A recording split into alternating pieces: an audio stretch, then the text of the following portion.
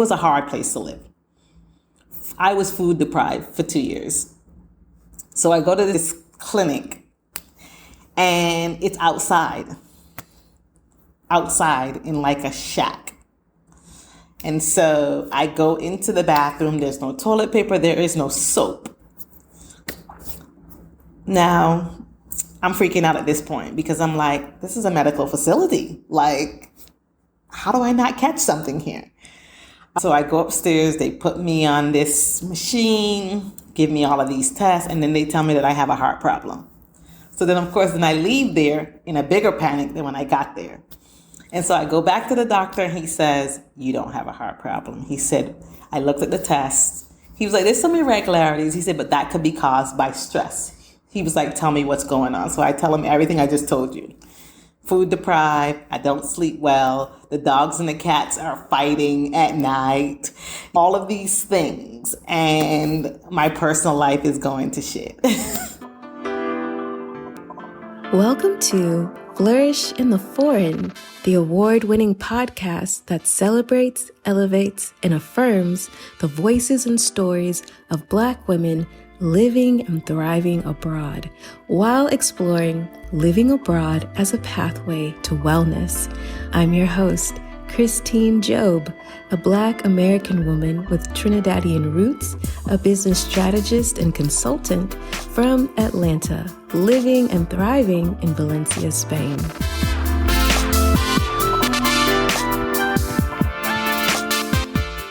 Hey everyone, it's Christine. This is Flourish in the Foreign. Thank you so much for tuning back into the podcast. I appreciate y'all. Hope you all are taking good care of yourselves. A little housekeeping. So for those of you who are interested in podcasting, especially on a global scale, I want to first let you know that your girl, yes, me, I am a judge for this year's International Women Podcasting Awards, which I am so proud to be asked and included. So that's really exciting. And the International Women Podcasting Awards will be taking place in London on Monday, November 6th. So if you're in London or close by and you want to come to the award ceremony, I think it's a really great place to learn more about podcasting, especially on the professional level, and just meet a lot of amazing podcasters and podcast professionals. It's going to be again in London at the Conduit Covent Garden. But if you can't make it in person, there is a global live stream. Okay, so you can get tickets to watch it over the web.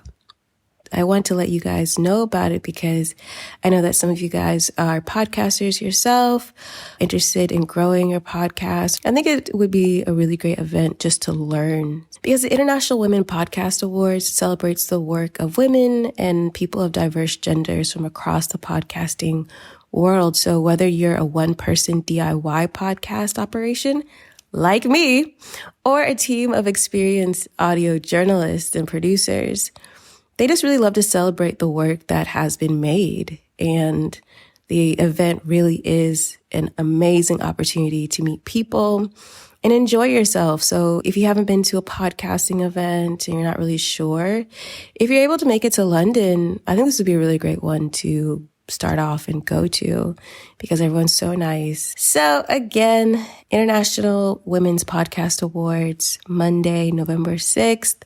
I am a judge, and I actually might come into London for the event. So we will see. If you want to grab your tickets to the award show, you can via the link in the description, or you can go to everybody-media.com/awards. Some of you guys have sent me questions for the Ask Me Anything segment. I know that I still have outstanding questions from last time, particularly about those of you who are Caribbean passport holders wanting to immigrate to the US or Europe in a highly skilled capacity, right? Wanting to go into corporate and stuff like that. I'm still working on that question. Don't think I've forgotten about you. I have not. Any other questions that are outstanding, I'm still working on it, trying to find the people, and then ultimately trying to find the best format to deliver this kind of information. Maybe it'll be some type of mini episode or a blog post or something, but I am still working on it. And for those of you that have questions about the podcast, me, moving abroad, living abroad, thriving abroad, you can always submit questions to me and I will collect them for our end of the year wrap up, and hopefully I'll have answers for y'all. But please don't think like I'm just like, I don't know, lollygagging. I actually am actively looking for these answers and getting recommendations and reaching out to people and waiting to hear back and seeing what we can do. So I am on it. Also, for those of you that are members of the Buy Me a Coffee membership, I just posted our coffee chat for this month. I'll be posting a lot more this week. So be sure to tune in to Buy Me a Coffee. I have some events coming up and some videos dropping exclusively for my monthly supporters. I appreciate you so much. Please remember that the Flourish in the Foreign Patreon will be coming to an end at the end of 2023. So please be sure to become a monthly supporter at Buy Me a Coffee. That's buymeacoffee.com/flourishforeign. Also, stay tuned to the very end of this episode for a gift from me to you. All right, on to the episode.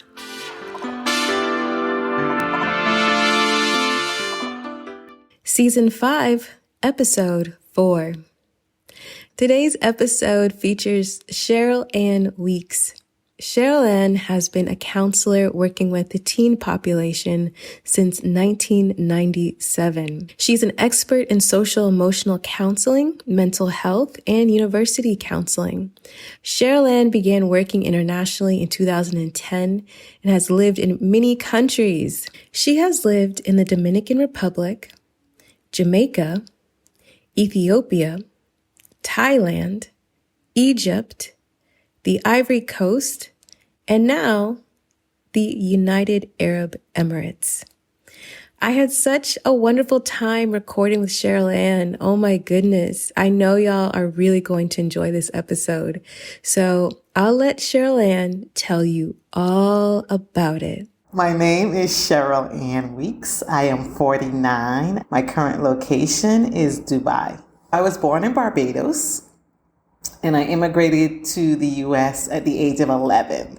So I would say that that was the thing, right? So being brought from one country to another, I think leaves you wanting to either go back or to find a place where you fit. Because what I would say about my childhood in the U.S. especially is that the first couple of years were rough. As an immigrant from the Caribbean with an accent in an inner city with children who probably had never met anybody that talked like me. And so that was really hard. So for a long time, I dreamed about going back to Barbados. And I think some of that kind of stayed with me, even though I stayed in the US and built a good life there, that some of that stayed with me. And I always had the desire to travel and see places, but I couldn't afford it. So I left the US and then I could afford it. I asked Cheryl-Ann to share with us her experience at university, what she studied, where she attended, and if she had the opportunity and interest to study abroad. I went to 2 universities, both in the US, one Pace University for a year, and then I transferred to Bentley University, which is in Massachusetts. And I did not study abroad, mostly because it was financially prohibitive for me at that time. I couldn't afford it. And I couldn't think of any way to afford it. So I did not do it. But I think that's the one thing that I regret about my college experience. And I think I regretted it up until I moved abroad, and then I didn't anymore because I had these rich experiences. So I studied business at the time. I was a business major. And I went straight to graduate school and got a master's in counseling because, and I don't tell this story very often, one of my really good friends got murdered my junior year of college. And it was really difficult. And I think in that moment, because when we found out why and who, they were teenagers who were robbing them. He was home for spring break. Him and his cousin went to a party, and the rest is kind of what happens sometimes. And I think for me in that moment, because I was a sociology major, I thought, well, maybe my life could be more meaningful being a counselor, working with teenagers, teaching them that there is something else out there, that they didn't have to do what they did, which was take a person who was really important to me and his family away. So I would say that had a really big impact on my life because it changed the whole direction of my life. And I'm not sure how many people that know me know that story because I don't tell it very often. The journey to move abroad is rarely linear and often takes place in the depths of someone's mind years and years before it actually comes to fruition. So I asked Cheryl-Ann to share with us her journey to moving abroad. I got my master's degree. I went back to Boston and lived at home for a little bit. And I think in Boston especially, it's a big immigrant town. So there's lots of us who immigrated there, but there's also in Boston is a college town. And so there's lots of also people coming from other countries to attend university there. So I think initially at Bentley, I started meeting students who came to the US to go to university and then went back to their countries. So I think that started the itch in me again, right? And then once I left university and I lived in Boston for a couple of years, I moved to DC. Again, a very multicultural city. I started meeting people from all over the continent.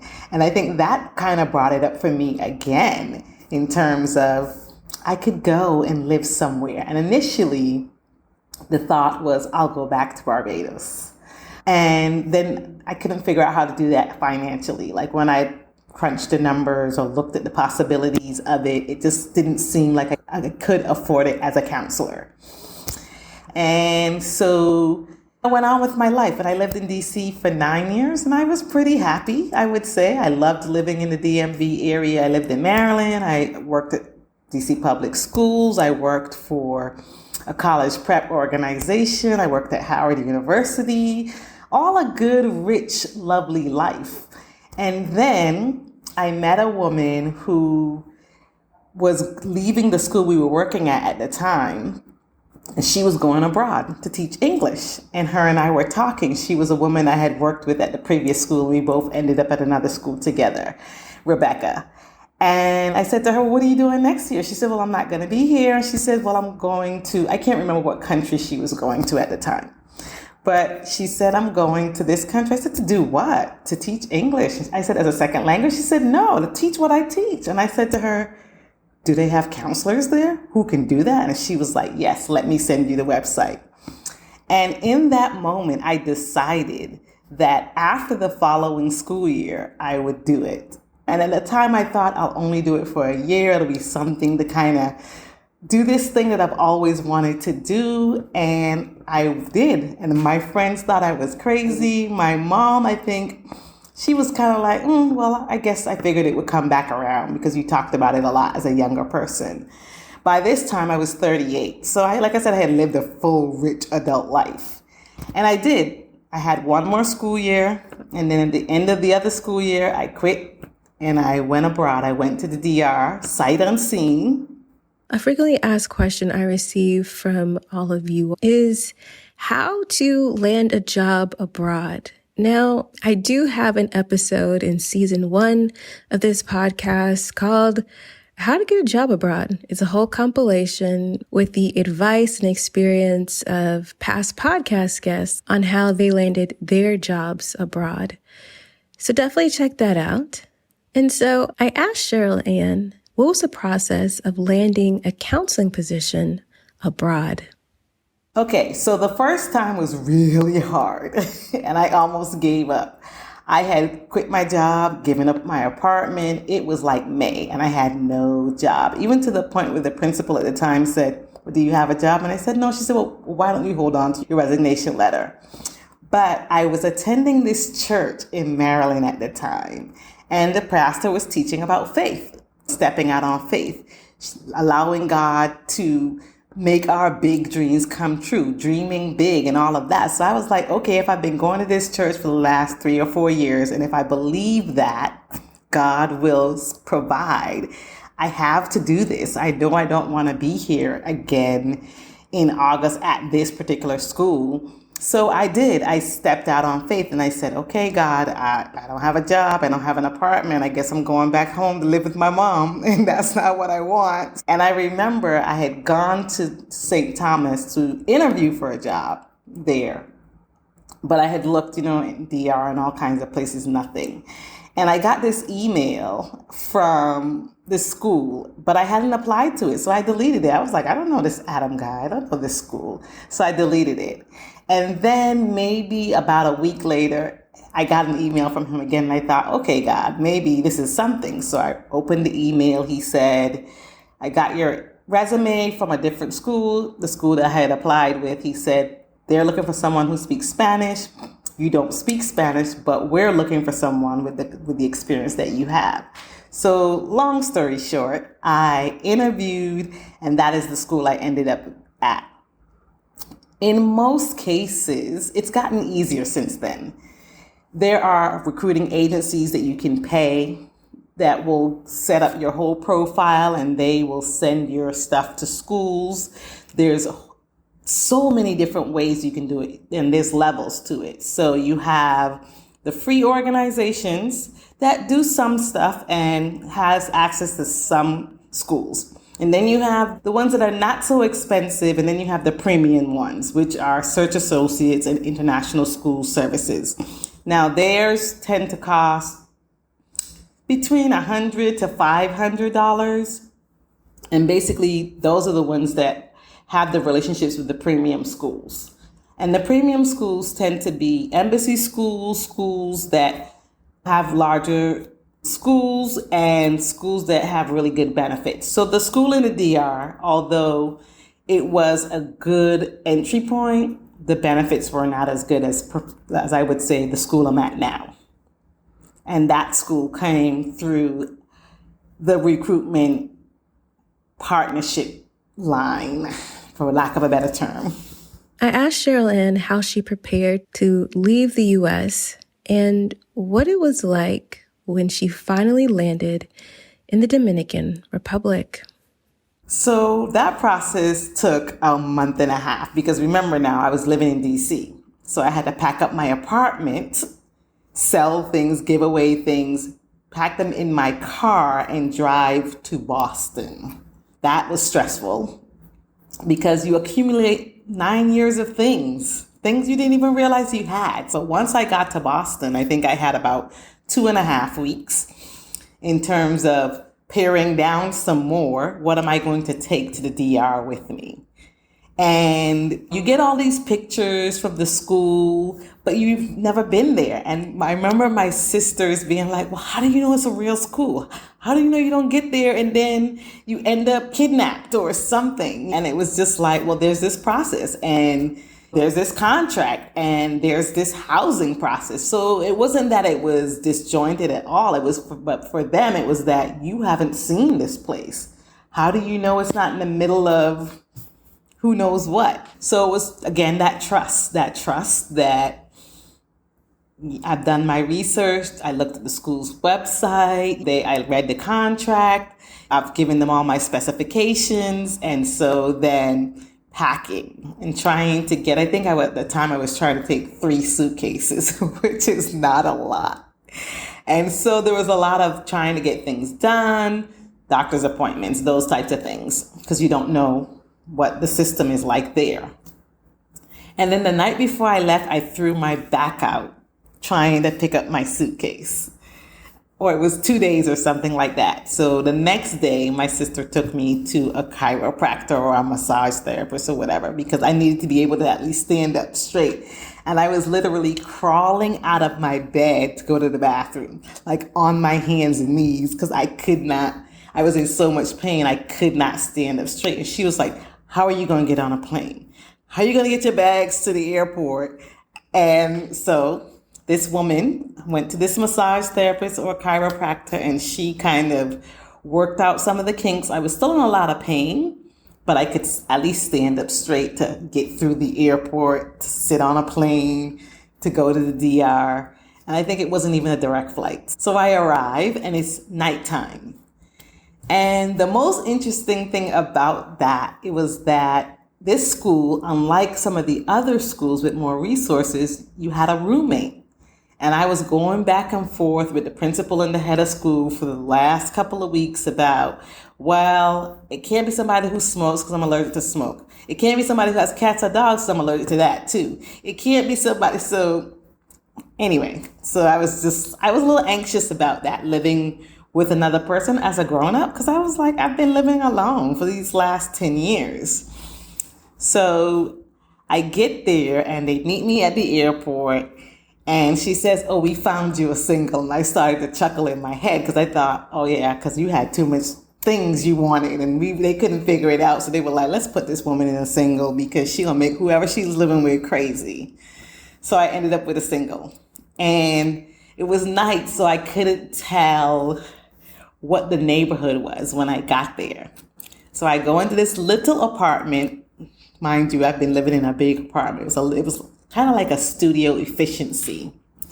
And I wake up the next day and I am in the middle of nowhere. Like when I look out, there are fields and grass and nothing else around the housing. There's like 4 buildings and then nothing. So I go around the corner and somebody says, oh, walk up this street to go to the school. Luckily, the school was in walking distance, but even from walking around the neighborhood, there was very little there. And I thought, uh-oh, what is this city girl going to do in the middle of nowhere?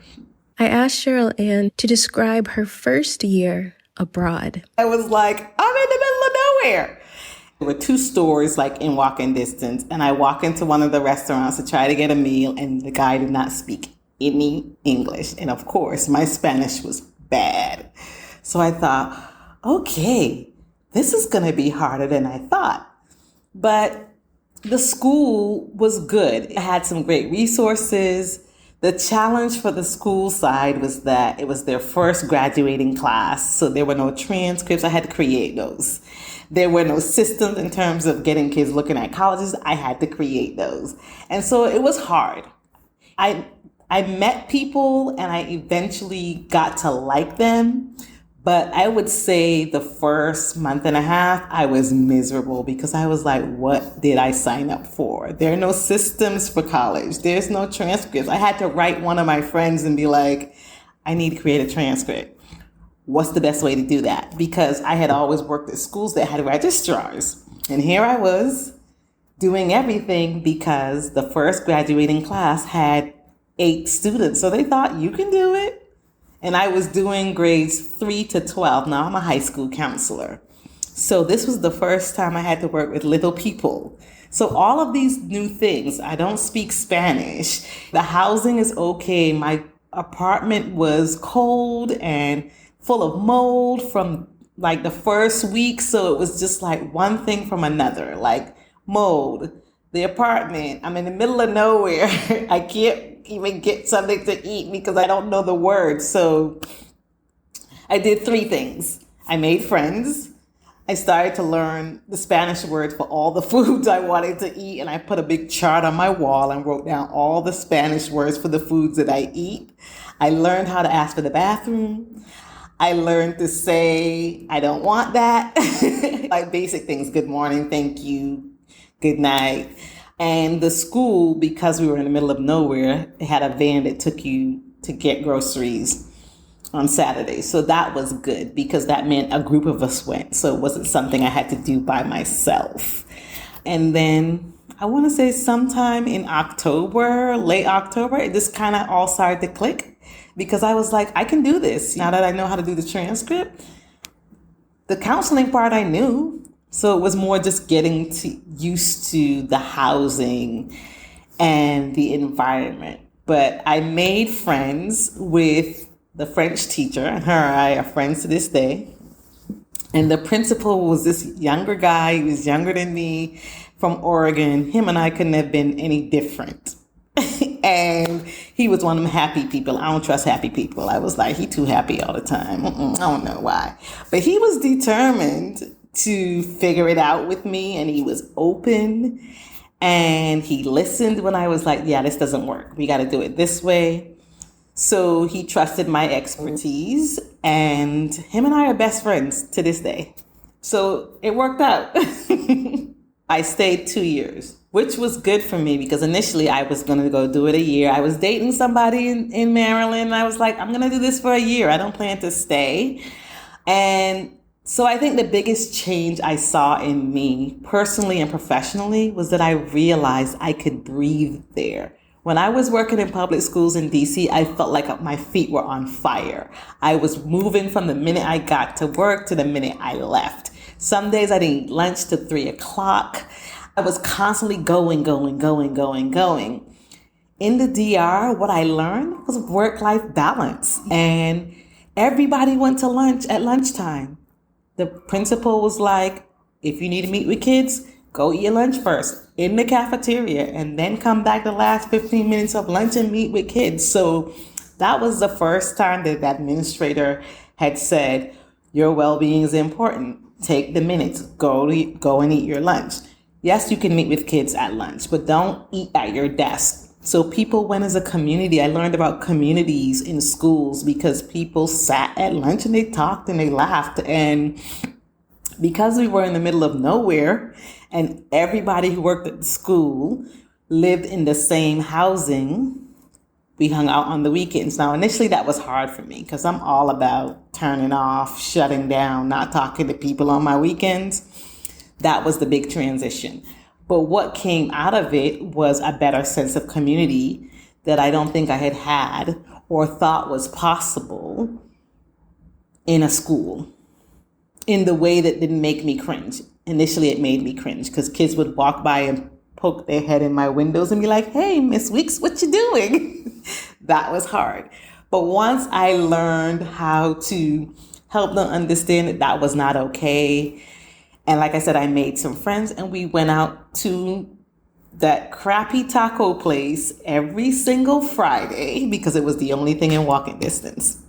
And we laughed and drank and ate bad tacos. I stayed the extra year because I think I liked the work-life balance. I liked that I wasn't running around like my feet were on fire. Even though I was supporting more grades, I was supporting less students. And Adam and I became friends. So then that was really cool to work with someone who valued my opinion and listened, even if he didn't agree. And then I left because living in a Spanish country when you don't speak the language is hard. So every time I left campus, it was hard. I learned certain things to help me get through it on campus, but going out into the community, like I couldn't go out in the community by myself.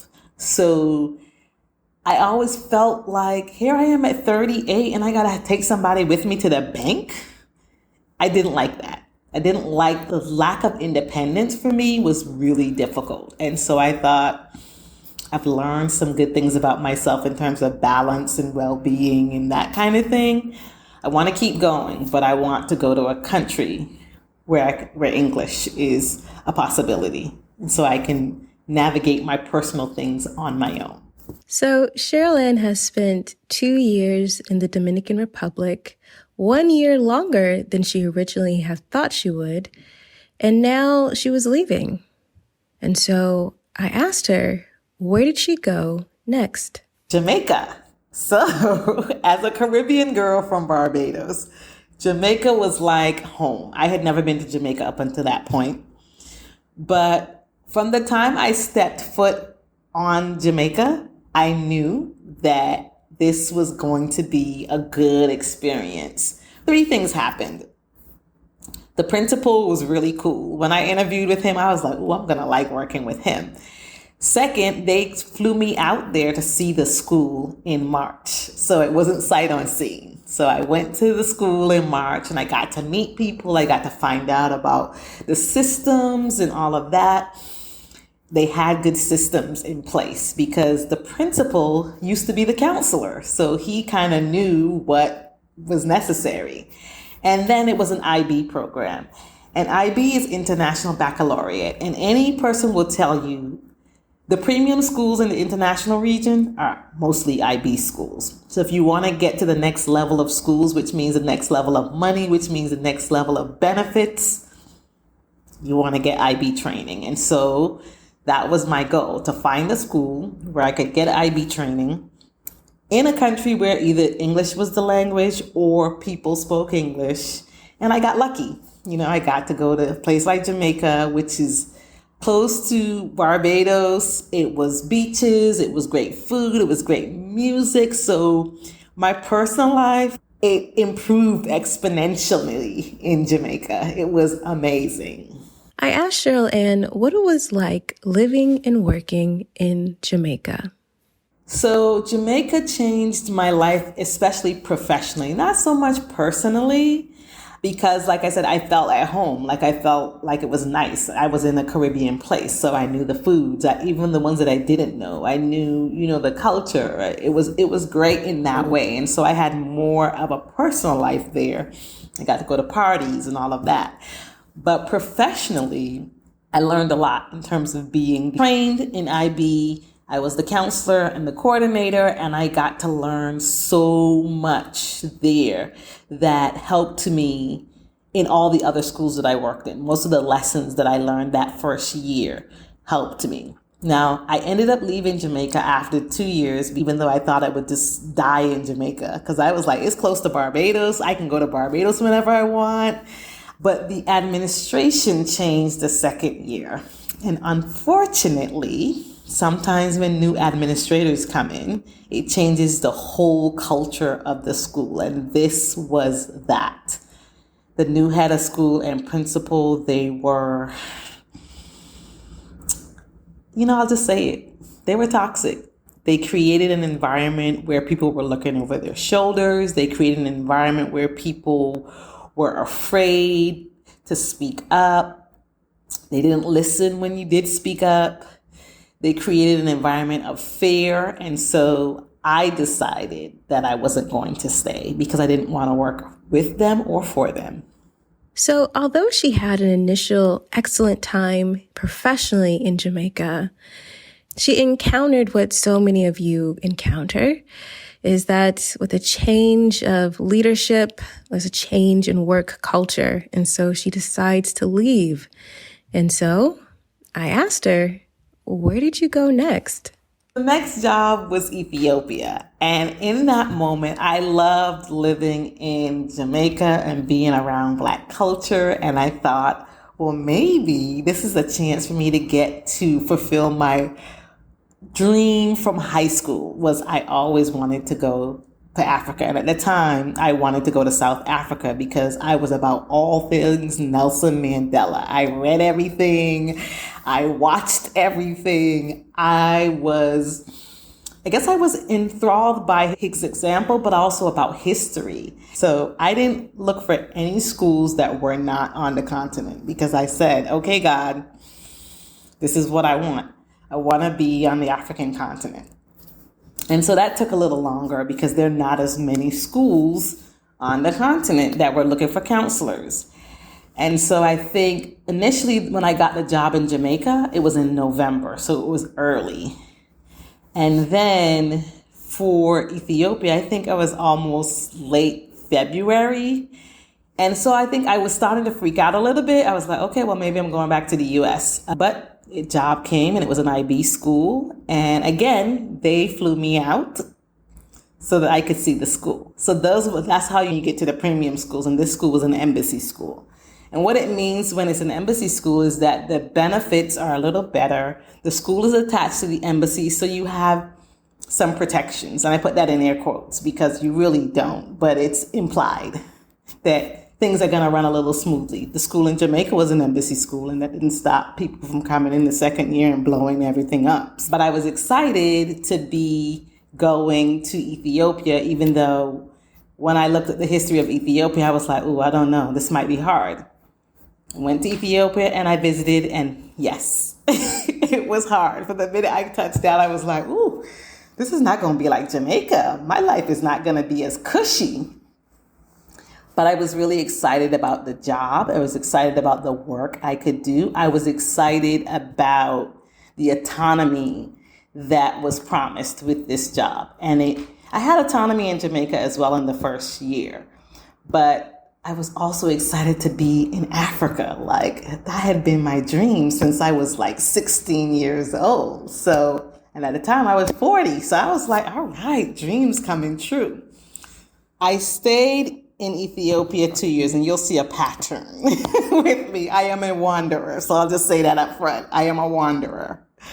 And I stayed in Ethiopia for only 2 years, primarily because I was sick the entire 2 years. I had two issues. Everything I ate either gave me a migraine or stomach issues. It just, for most people, they will tell you that you get that for the first 2 or 3 months and then it goes away. For me, it was the entire 2 years, to the point where I lost so much weight between August and Christmas when I went home that my mother was like, what's happening? What's wrong? And I'm like, nothing, I'm good. And she was like, you're not good. You're losing weight. So personally, it wasn't as great, but professionally, I loved what I was doing. I loved the autonomy that I had. The school had great resources. There were some really great people working there. The principal was meh, but everything else was great. I thought, okay, well, let's see what happens. And I think I probably would have stayed longer if the second year I hadn't still been sick. I remember I had a panic attack in Ethiopia, the first panic attack I ever had, and I thought I was having a heart attack. And it was on a Saturday night. So, of course, I couldn't go to the doctor the next day. So I go to the doctor on Monday, and I describe what happened. He says, that's not a heart attack. He was like, you had a panic attack. And I said, well, why would I have a panic attack? And he was like, I don't know what's going on. And I said, nothing. I was at a party. There was a party downstairs. I was drinking and having a good time and singing karaoke. I said, I thought I was having a good time. I said, and then I went upstairs because I was tired.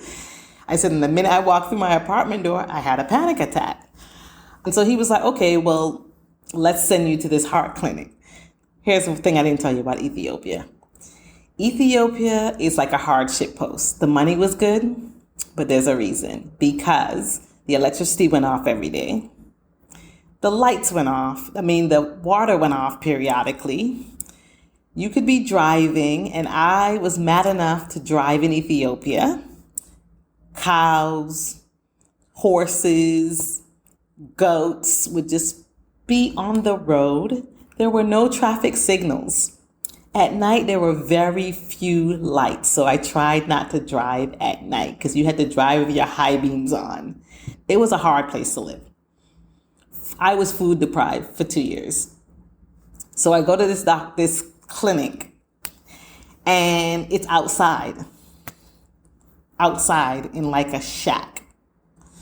And so I go into the bathroom. There's no toilet paper. There is no soap. Now, I'm freaking out at this point because I'm like, this is a medical facility. Like, how do I not catch something here? So I go upstairs. They put me on this machine, give me all of these tests, and then they tell me that I have a heart problem. So then, of course, I leave there in a bigger panic than when I got there. And so I go back to the doctor, and he says, you don't have a heart problem. He said, I looked at the tests. He was like, there's some irregularities. He said, but that could be caused by stress. He was like, tell me what's going on. So I tell him everything I just told you. Food deprived. I don't sleep well. The dogs and the cats are fighting at night. All of these things. And my personal life is going to shit. And so he says, okay, this is what I want you to do. He was like, I can write you a prescription and send you home right now. It was May. And I said, no, graduation's coming up. You got all these things to get done. He said, okay, well, when you get to Boston, you need to go have this test done again. He said, and then let me know when you come back in August. So I did that. And my doctor said, no, you have high blood pressure. He said, but there's nothing wrong with your heart.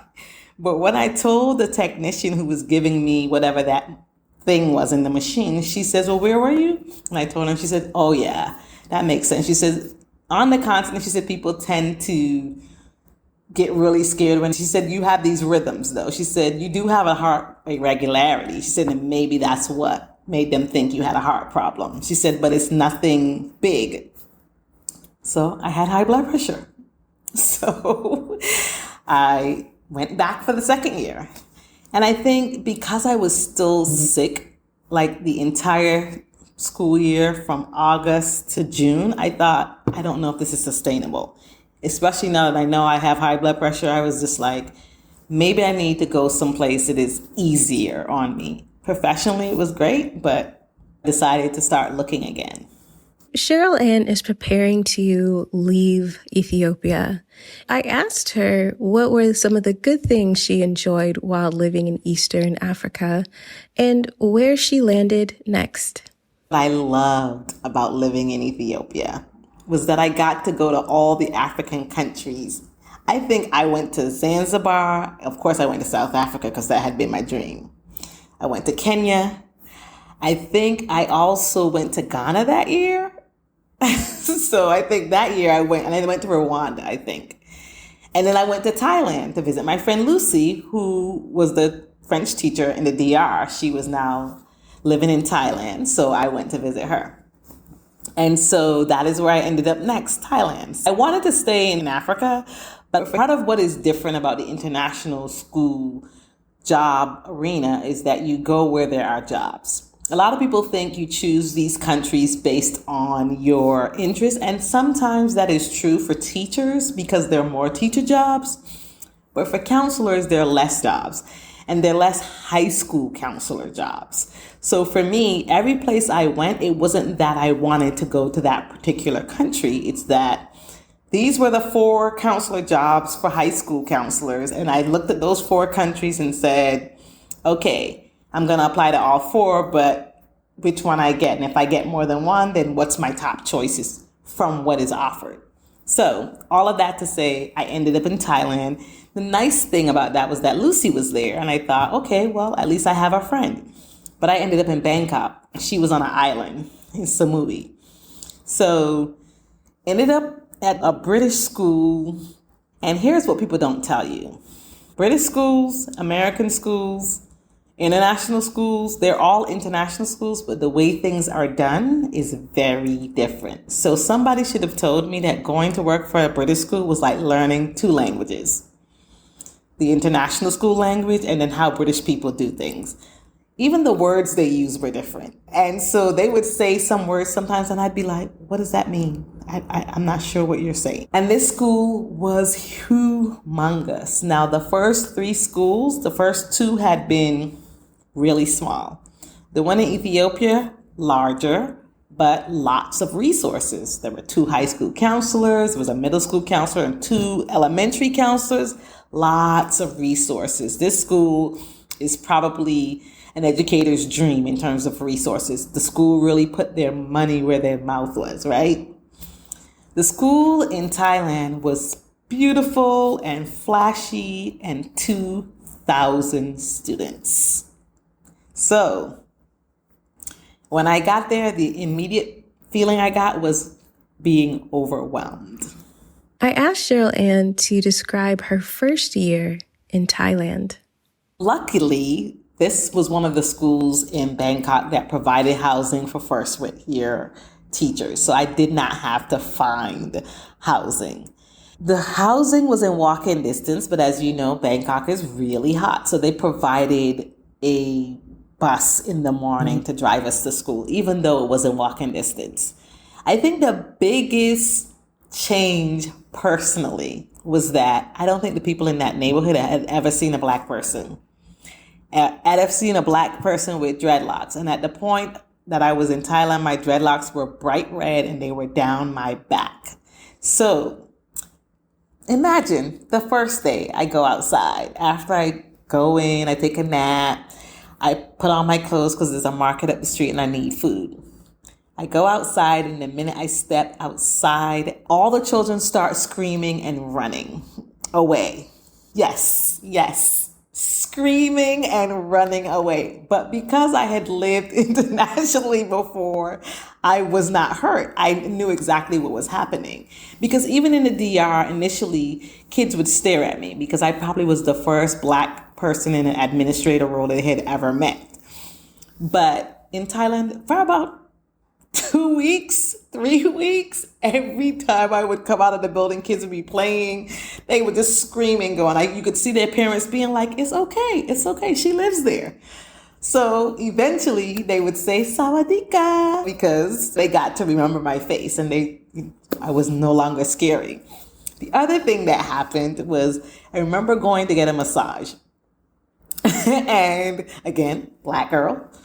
And the woman was like, ooh, madam, your skin is so soft. And I was like, yeah, same, just like yours. It's not different, just a different color. But I kept having those types of experiences. Going into a store to pay for something, and instead of taking the money, they reached over to touch my skin to see what it felt like. Yeah, so that was hard personally. The apartment was lovely. Like I said, it was close to school. There was a market up the street, so I could eat for cheap. I could drink coconut water every day, which was my joy. But work was a lot. There were 5 of us, and we were in a shared space. Whew, Lord.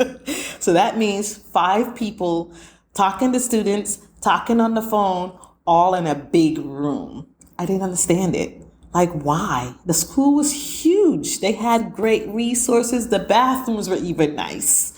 And I was just like, why are we all in this room? So what we would do, they had conference rooms all around the counseling suite. So I would just sometimes take my computer and take it to one of those conference rooms and sit in there when I had to think, because I was just like, this is too much. People chewing, people talking, people breathing. It just felt like a lot. So the caseload was much larger and it felt overwhelming, and the pace of the school was like, again, feeling like my feet were on fire. But the people were great. My coworkers were great. The counseling team was great. I didn't get to know as many teachers because the school was just so big. The other thing was, in addition to being the only Black girl in the community, I was the only Black girl at that school. 2,000 kids, over 200 teachers, and they could not find another Black girl. It was myself. There was one Black man from Angola, and there was an Indian woman. Oh, and a Hispanic man. Everybody else in that school was white. So that to me was shocking, because I had an experience that even in the DR, there were Black teachers. Well, of course, in Jamaica. But in Ethiopia, there was a mixture. Even the expat staff, there was a mixture. But to be the only Black girl in a school of that size, it just felt intentional to me. And it was weird. Because for me, what's always been important is to have some type of community outside of work. I didn't have it in the DR, but I had it in Jamaica. I didn't have it as much in Ethiopia, but there were enough of us where I made friends with the elementary teachers. But in Bangkok, it felt like, I don't know. So I made friends with the people who were new. But all the pictures that I look at from that year, I'm the only little brown chocolate dot in a sea of white people. You know, what was great about Thailand, I loved living in Thailand because as a city girl, it was a city I could get on the train and go wherever I wanted to. I never got on those motorcycles. I think I got on one day because it was raining. And when it started raining, we would all rush home because our street flooded with dirty water. And if you didn't run home, you had to walk through dirty, garbage-infested water. That was the one day that I took one of those motorcycles because I was like, there's no way, because I didn't get home in time. And I was like, there's no way I am walking through that. I will probably get rabies or something. I don't know. So there was that. The one good thing about the community at the school, even though it was really large. There was such a large number of us who came in together. And I was like the auntie in that group because I think I was the oldest person in that group. Everybody was in their 20s. But because we all lived in the same building, people respected each other's privacy, but there was always stuff to do. So we had a WhatsApp group and they would be like, we're going here today. And if I wanted to go, I would go. And then if I didn't want to go, I didn't go. And that was good. It was different in the way that it reminds me of something as I tell you this. In Ethiopia and Jamaica, it was harder to do that because people would be like, oh, Cheryl-Ann don't want to come hang out with us. And I would be like, I'm just tired. I'm an introvert. I talk all day. So I want to go home and not talk for hours. In Thailand, I didn't experience that. When I didn't go, they were like, okay. And then the next week they would invite me again. They didn't take it personally. So maybe that was because they were younger and they were like, it's all right. She don't want to go. Or maybe because they thought I was the old auntie. I don't know what it was, but there was a level of freedom to that I didn't have to be like, oh, I have to go to this thing so that they don't think, I don't like people. But they would invite me every single time. And sometimes I went and sometimes I didn't go. And it was perfectly fine. So there was a freedom in that. So Cheryl-Ann had to unexpectedly leave Thailand. And I asked her what prompted this leave and how did it all go down for her professionally? I left Thailand after this first year, primarily because my grandmother got sick. And my grandmother helped raise me, and she was living in Barbados at the time.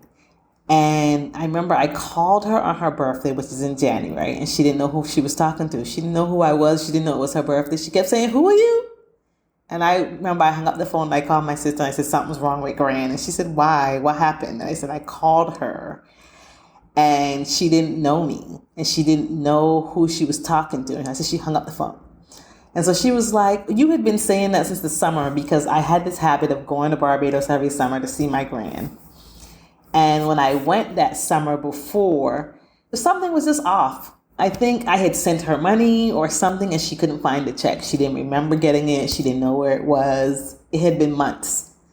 And so I kept saying something's wrong with Gran. And they were like, no, she's just sad because my uncle had died the year before. And so when I called her, I thought, I can't be all the way in Thailand if something happens to my grandmother. I need to be closer. And so I broke my contract, which is never a good thing. And it took me months to decide because I really didn't decide till like the end of March. I kept trying to think, well, maybe it's a one-off thing. Maybe she was just having a bad day. But eventually my gut was like, yeah, I can't be here. I got to be closer. So I thought, I'll find a job closer. I'll get to spend some time with her. I'll get to see her more often. And so I told them either in March or April, and they were not happy because in international schools, the recruiting time starts early, like October. They want you to tell them in November whether you're leaving in June. It's hard. It's hard to make that decision in November, knowing that other things can happen throughout the year. And unfortunately, this is one of the hard things about international schools. They are not forgiving when you decide later on that you're leaving. So I told them. And my line manager was like, okay, I understand. Family makes sense. The principals, the assistant principals, the head of schools, the HR person, they were less than kind. So what they do is they say, we're not going to pay for your flight to go home because you broke your contract. This school in particular didn't pay for my last month of my salary because they were like, well, you don't work for us anymore. And then they were like, well, you get off work mid-June, so we're only going to pay you for half of June. So it's those types of not so nice behaviors that can happen. So you feel almost punished for choosing or for having family emergencies when you have to break your contract. But I left anyway. And to add insult to injury, I could not find a job. So because I started late, I started looking for jobs in April. And the recruiting season in international schools typically are done by April. So I looked, I didn't find anything. So I went home to Boston. I always tell people, as long as my mother had some place to live, my room was still there. So I stayed home. I thought, okay, well, maybe I'll find something in the summer. I didn't. I went to see my gran. I spent a lot of time with her. I stayed longer than I would usually stay. And then I was stuck in Boston until March of the next year, until I got a job in Egypt. So I won't lie and tell you that I wasn't depressed. I was definitely, but I didn't second guess it. And I think that was the good part, that even as I talk about it now, because that was 2017, I think, I don't regret doing that, because my gran just died 2 months ago. And for me, she was everything. And so to be out of work or whatever, that money I lost, whatever I lost as a result of leaving, breaking that contract, nothing would have compared to if I had lost her then while I was in Thailand. So I got to spend time with her. I got to love upon her. That was the last time she remembered me, in those months that I saw her in between 2017 and I went again in 2018 because I wasn't working. And so that was the last time she recognized my face. And so for me, nothing compares to being able to spend that time with her.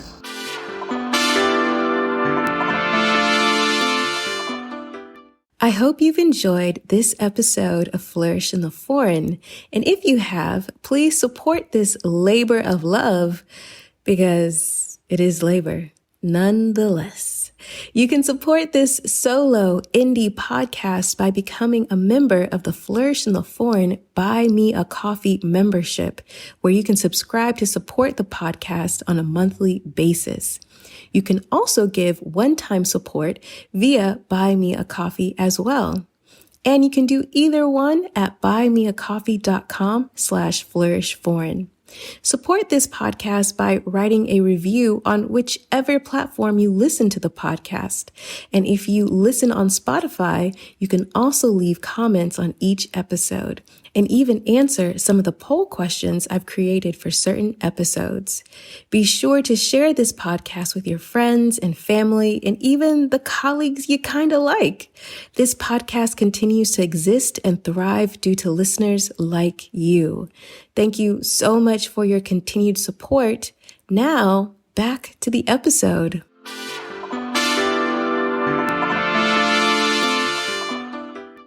Egypt was not even on my list. Again, like I tell people, at least Bangkok was an intentional choice because I was like, Lucy's there. I didn't know anybody in Egypt. I had no desire to live in Egypt, but I was like, it's on the continent, so let's look at it. So I applied to a couple of schools in Egypt. And I can't remember where else I applied, but I ended up choosing the school in Egypt because they were looking for somebody to start immediately. And it was March, and I had been tired of being home. My bank account was dwindling, and it was so cold in Boston. So I thought, okay, let's see, why not? And at this point, I had learned I can do hard things. Even if it's not the best fit, then how bad can it be, right? So I took a middle school position because I had worked middle school in the DR, I had worked middle school in Jamaica. So I thought, okay, that's fine. It's not high school, which is where my sweet spot is, but I can do it. And so I went to Egypt. I think I left on my mother's birthday, which was April 8th. And I went to Egypt. And the hardest part about Egypt, well, there was a couple of things, if I'm being honest. I'm trying to be honest today. Because I usually tend to really tell the good side of things. My sister always tells me, she said, you notice you do that? I said, what? She said, you always try to downplay bad things. She was like, stop doing that. Tell the truth. So I just heard her. There were a lot of things that were really hard about living in Egypt. The first thing was that you have to find your own housing. So they put you with a realtor. They put you in a hotel, I think for a week. And they stick you with a realtor who takes you around Cairo and shows you apartments. Unlike in the US where the apartments are clean, these are not. They're dusty. You can't even tell what the apartment looks like. So of all the places that I looked at, it was just like, how do I know this place is going to look good when they clean it? So there's that. Then there's the language barrier, because most of the landlords speak some English, but not much. And then there is the stray dogs and the trash in Cairo. Whew, girl.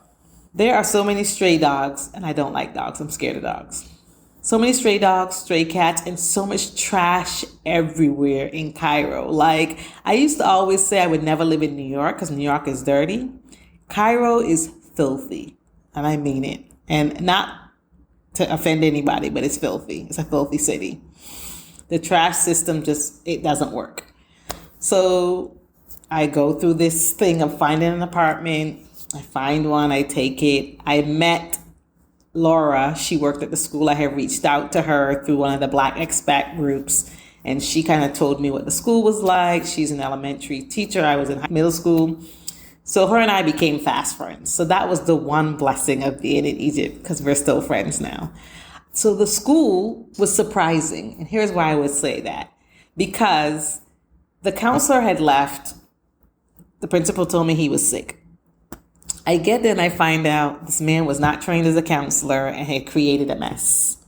So here I was again, trying to create systems in a place that didn't have them. Now, the beauty of the school was that they had two great high school counselors, and I think the one elementary counselor was good. So there was systems throughout the school, just not in middle school. And they were both very honest about who the previous counselor was. And they were like, we're happy you're here. Now, here's all the things you're going to have to do. So at least I had support in the department. And this school, unlike the school in Bangkok, had, I think it was 8 Black people. So I was happy. I thought I was in heaven. And there was a big expat group of educators in Cairo at all the different international schools there. So while living in Egypt was hard, because the first apartment turned out to be crap. So I ended up living there till June and moving. The second apartment was not crap, but the landlord was a bully. The great thing about Cairo was that I had a community again outside of work. We had a book club. We went to food things. We went partying. We had Thanksgiving dinner. We went on a trip to Dahab, which is a beach city. So it was a lot of community outside of work. And even though Laura and I were friends from work, and there was a couple of other of us who were friends who all worked at that particular school, there were a lot of us also from other places, people who worked at the embassy, people who worked at other schools, people who worked in other places. But it was a great community. And I made a lot of good friends. So that was great. So I ended up leaving Egypt after that year and a half because there was a new head of school the second year that came in, and he was great. But there was a loophole in the contract that they didn't realize. So they sent the papers out in November. And the paper says, if you've only been here a year and you don't feel like this school is a good fit for you, you can leave. And I thought, well, I don't love this school. I don't really love middle school kids. So I'd prefer to be back in high school. And because I knew these two ladies at that point had been in Cairo at that school for 6 years, they weren't going anywhere. So I thought, there's no need for me to stick around hoping to get into high school, because that's not going to happen. I'm not loving my landlord. I'm not loving living in Cairo, even though I'm having a good social life. So let me try my odds. So I go and I talk to the head of school, and I said, so I just want to point this out to you so that you can fix it before anybody else sees it. And he said, well, thank you for bringing it to my attention. I said, however, you can change it. I said, but however, I'm going to take that loophole. And he said, okay. He said, well, tell me about you. Why do you want to leave? And so it was the first time I had a school had really been like, tell me what you want. And so I basically said to him, I'm a high school counselor. I would love to go back to high school.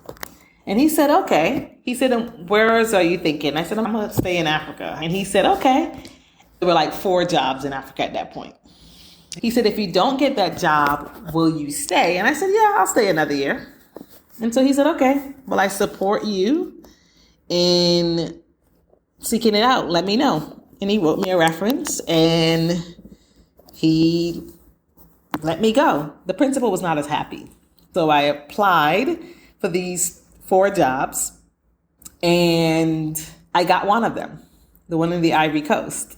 And what was really exciting about the job in the Ivory Coast was that it was basically everything I wanted to do. So like Ethiopia was like the closest to my dream job, this one in the Ivory Coast felt like that again. So I thought, okay, lightning in a bottle, it doesn't strike very often. Now, of course, again, when I did all the research on the Ivory Coast, I was like, ooh, is this going to be a hardship post like, like Ethiopia again? So I decided on my own that I would go and visit. They weren't flying me out at that point, but I was in Egypt. I thought I'll take 2 of my personal days and go and see the school for myself. So even though I had accepted, I was just like, that way I know what I'm getting into. I operate better when I know that. And so I did. I went, took my luggage. The principal agreed to keep my luggage at school. So I took 2 suitcases and left them there. And I went and I met the kids and I saw the school and I fell in love with the kids. And if they ever hear this podcast, they're going to be like, we knew it, miss. And it wasn't just the students in the Ivory Coast. It was the school. It was the systems. It was the other people who worked there. And housing was crap. So that's something else. But I loved working at that school with those students, with the middle school principal. I used to tell her that me and her were partners in justice instead of partners in crime. Because even though we were very different, she's a white girl, Jewish from Kansas. What was great about our partnership was that we didn't make any assumptions about each other. We asked, we had tough conversations. She was open. She was willing. Even when I said things that she was like, ouch, she was willing to learn and listen and hear it. And yeah, we had a great partnership. And so, yeah, I really missed that school.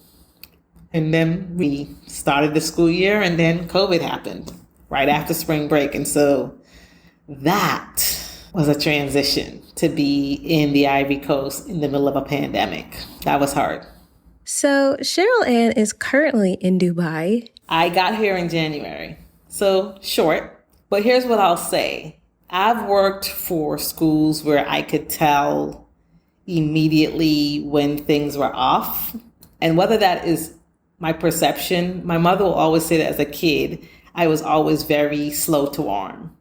And what I said to her one day wasn't that I was slow to warm. I said I could feel people's energy and I could meet people and be like, I don't like this person. They're going to do something bad to me. I didn't know what it was. And of course, as an 11-year-old, everybody thought I was a little strange. And I was. But I wasn't wrong most of the times. And in the opposite way, the school in Dubai has been good. It's not perfect. There are things that I would like to change. But the people are kind and respectful. And they respect my expertise and they respect the differences that I see the world different in them. And then when my grandmother died, I had basically been at the school a month and a half and everybody was supportive. And I went to Barbados for her funeral and took 6 days off. Didn't have to do that, but it was the difference, right? Between a school that says, this is important to you and we care about you and let us know how we can support you. And even like when my grandmother died, when I found out my grandmother died, it was a Tuesday morning. I was getting ready for work. And of course, I didn't go to work. And then for the next 2 or 3 days when I went to work, people were like, you don't have to do anything. Let me just take that meeting. Let me deal with that student. People didn't expect me to be okay. And they held space for my grief. And so for that, I will always be grateful to the people at that job. You know, for the head of school who came into my office and was like, I heard your grandmother died. And he was like, I didn't see you last week, so I didn't know, but I'm just coming to check on you. He said, and I know I'm not going to ask you if you're okay. He said, but I just want you to know if you need anything, let me know. So those are the types of people that I'm working with now, and I am grateful for that. Soft life, the best life. I asked Cheryl-Ann about her thoughts on the concept of Black girl soft life and if she feels that she lives a soft life. So I'm all about soft life, and I think a soft life is exactly why I stayed international, right? So the ability to have balance, to not spend all of my days working, struggling, beating myself over the head, being abused. So soft life for me is finding people who accept me as I am. Like, I don't have to make myself small or be different. Like, this is what you get. This Caribbean weird girl who is an introvert who will say she's coming and stuff and then change her mind 30 minutes before she's supposed to be there and send you a text and be like, I'm not coming, and I'm not giving you an explanation, I'm just not coming. And you're okay with that because it's for a good reason, right? Like, I just couldn't do it. I can't do it. I've talked to enough people today. So soft life for me is that, being accepted as I am. Comfort. So comfort in terms of financial, not having to struggle financially. One of the best things about international life is they pay for your housing. So that's a chunk of money you don't have to spend. For people who live in the US, they know how much rents and mortgages and that cost. So that can, just that alone tells you how much money you can save in terms of coming out of your budget. Soft life is working in a well-resourced school, like not having to struggle for little things, not having to pay for things. When I lived in DC, I was paying for college applications, I was buying prom tickets, I was feeding kids because that's what they needed. And I wasn't making a lot of money, but that's what we did.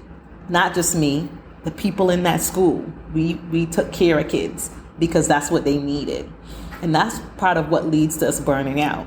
So working at a job that does not burn me out. Having the ability to travel because I love travel. I love 3 things: coconut ice cream, chocolate, traveling. And I get to do that because I live internationally. I wouldn't be able to afford to do that if I lived in the US. I think I'm coming up on like 48 countries. When I left the US, I had been to 3. So in 12 years, I've been to over 40 countries. That's amazing to me.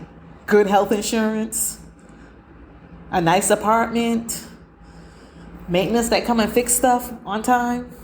So it's not all financial stuff, but being able to take care of yourself, being able to have a cleaner that doesn't cost a lot of money every Friday to come clean my apartment so I can save some time to do something else, to rest.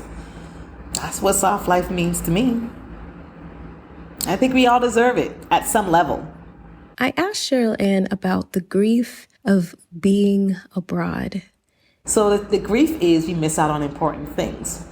Not just the hard stuff, but the happy stuff. People will get married, babies will be born, people will have birthdays, and they will have engagement parties and all of those things that you can't pick up and go to. Nobody can call me and say, oh, in 2 weeks, can you come to? I can't. So you miss out on those things. And it does impact your relationships and the closeness of your relationships because your friends move on. And it doesn't mean they don't love you, but they don't reach out as much because there's time differences and all of that. So there's a grief of that, of the life you had. The other thing that I would say I grieve is relationships. I dated a lot when I was in the US. I was dating a great guy when I left the US, or at least I thought he was. So there's a grief of that maybe I would have been in a long-term relationship if I had stayed in the US. I don't know that for sure, but there's a grief around that, and that your relationships change. And if you move around a lot like I do, there's a grief that comes with every time you leave a place, even if you want to leave. So even when I left Ethiopia, there was a grief there. Even when I left Egypt, there was a grief there because I had made such good friends. And when I left the Ivory Coast, there was a big grief there because I loved working at that school. My family is really supportive, and I am grateful for that. But I think in the beginning, they probably thought I was a little crazy. But now they get it. So they're like, well, where you gonna go next? I think when I was home last year for the several months, my mother hoped that I would stay. And I pondered it. I applied to a school in DC and I didn't get it. So I was like, that was the universe telling me you still got more places to be. Because I loved living in DC. I had a great life. But I have a great life now too. Absence of relationship, but there's still some really good things about it. There's some great things about it as well. So I'm not ready to give it up yet. I asked Cheryl-Ann what is her personal definition of wellness, and how has that definition and also practice evolved as she has lived abroad? So for me, wellness is about the daily things that you do to create a good life for yourself. Whether it is physical things or financial things or spiritual things or mental things. You know, I'm a counselor, so for me, mental health is really important. And I have seen a therapist off and on since I've been international for different reasons. I'm seeing one now because I'm dealing with the grief of my grandmother. But I think wellness is about that, right? Choosing that even though I know the strategies because I'm a counselor, that it still helps me to be able to talk to somebody about it, to get this heaviness off of me. It's about the things you have to do to live a good life. So whether it's that you don't spend more than you make because you can't live a really good life if you're broke all the time or if you're in a lot of credit card debt, is having good boundaries, which I'm really good at now, and saying sorry. And I don't even say sorry. You just say, I'm not doing that. Or I can't do that. Or no. Do you want to do this? No. And then I don't offer explanation. I'm not one of those people who feel like I have to make up something to say no to something. Like, that's not working for me right now. So for me, that's mental wellness. Physical wellness is exercising even though I hate it. Trying to figure out what's going on with my sleep. Part of that is therapy, and part of that is going to the doctor tomorrow to have a conversation with my doctor. So for me, it's about the things you do to make sure you're living a good life, that you're healthy, that you're happy is good, that you don't have to be happy all the time, but you know how to bounce back from disappointment. I tell people that that's my superpower. I'm weird, so I allow kids to be weird. I give them permission to be weird because they be like, Miss, you weird. I am. I'm an awkward Black girl. But I'm also about balance and saying things that I don't want to do and getting better as an individual. So I think the biggest gift I got from being abroad is learning about work-life balance and developing better boundaries at work. So putting myself first, because counselors and educators, we are givers. And we have bad boundaries because we are givers and because most of us came into this profession to save children. And in order to save children, you got to sacrifice yourself. Or that's what we believe. But you don't. You don't have to sacrifice yourself. And so I think that's one of the things that I did learn internationally, that I can set balance and boundaries and still be good at my job and be great at my job. Cheryl-Ann is also a business owner, and so I asked her to share with all of you what her business is, who it helps, and how all of you can learn more. So I started a business last year, Weekes Enterprise, and the interesting or lovely part of it is the logo is my hand and my grandma's hands. And so it's weekesenterprise.com. I talk about mental health, consent, boundaries, psychological safety. I'm teaching a course this summer in Rome through the Principals Training Center called Culturally Responsive Counseling. I gave workshops for educators, parents, students around those topics. In terms, I think boundaries and consent were the ones that I started with because the idea came out of my desire to do more consent talks. So when I was working, I think in Egypt, because you can't talk about consent in the Middle East. So I thought I could still do that through my business virtually, even though I couldn't do it at school. And that's the same thing here with me being in Dubai. I can't talk to kids about consent, but I can have that conversation in an ALOC conference or in an ISCA, the American International School Counselor Associations conference, or for another organization. So that's what I do. weekesenterprise.com. Thank you so much, Cheryl-Ann, for sharing your amazing story with all of us. If you'd like to stay connected to Cheryl-Ann, you can via social media. I am on Twitter, and it is Bajan Weekes, so Bajan like Barbadian slang, so it's Bajan, my last name.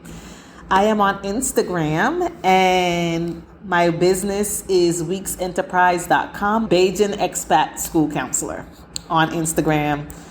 On Facebook is my name, on LinkedIn is my name, so Cheryl-Ann Weekes. Thank you so much for listening to this episode of Flourish in the Foreign. If you'd like to learn more about this guest, please check out their show notes page at flourishintheforeign.com/episodes. If you would like to be a guest or know of someone who would be an interesting guest on the podcast, please fill out the guest inquiry form located on the website under the contact tab. That's flourishintheforeign.com/contact. I will be doing another Ask Me Anything episode at the end of the season, so be sure to please submit your questions via the link in the description of this episode. Stay up to date with everything that is happening with me and the podcast by subscribing to the Flourish in the Foreign newsletter.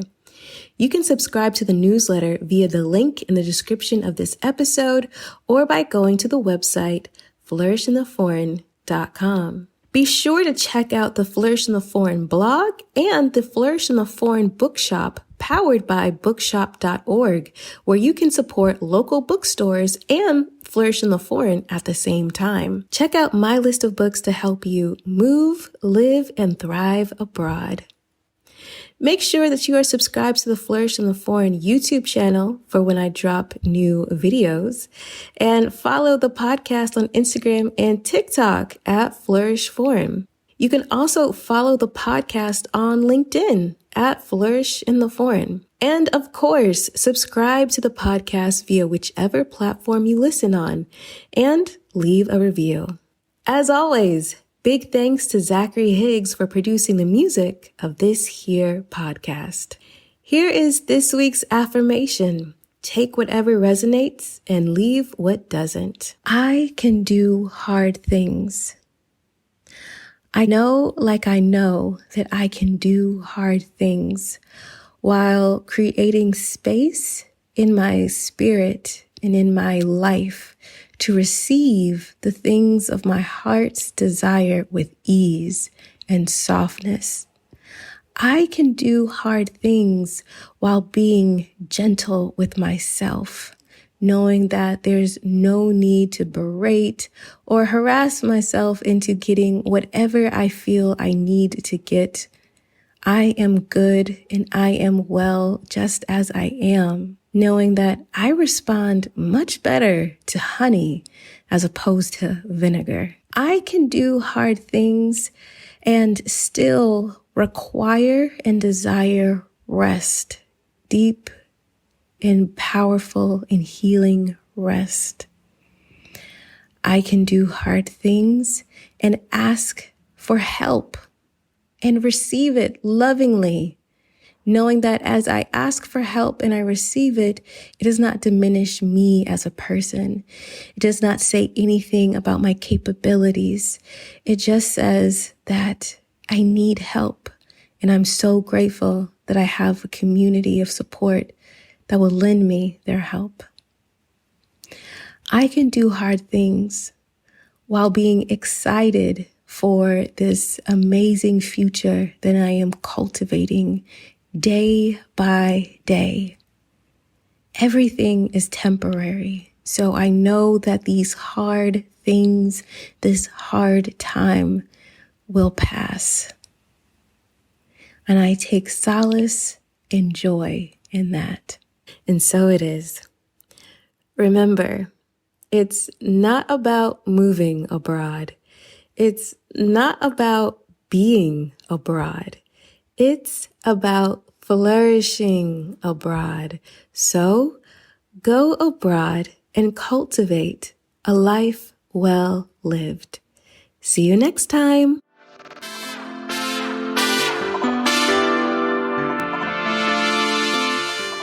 On the next episode of Flourish in the Foreign. The point of making these women as mediocre and messy as possible is to show that the deepest well can also be drained.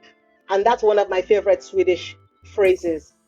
In Swedish, it's den djupaste brunnen kan också tömmas. So the deepest well can also be drained.